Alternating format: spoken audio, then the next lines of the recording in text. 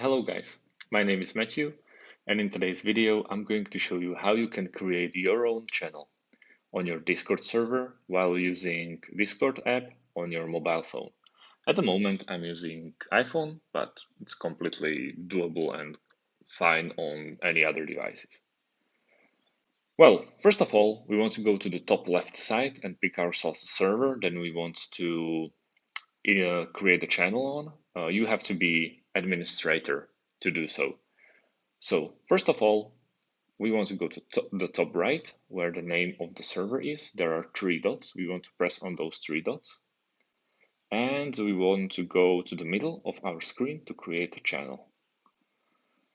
Channel name, let's go with test. It's also voice channel or completely a text channel.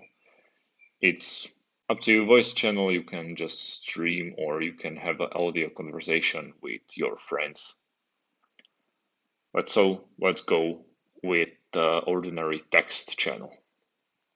And we want to go with create. And all of a sudden, when you go there, there's a custom test channel on the top right. And you can press hello, or you can edit the channel with notifications, invites, and also cooldown. Well, that's about it.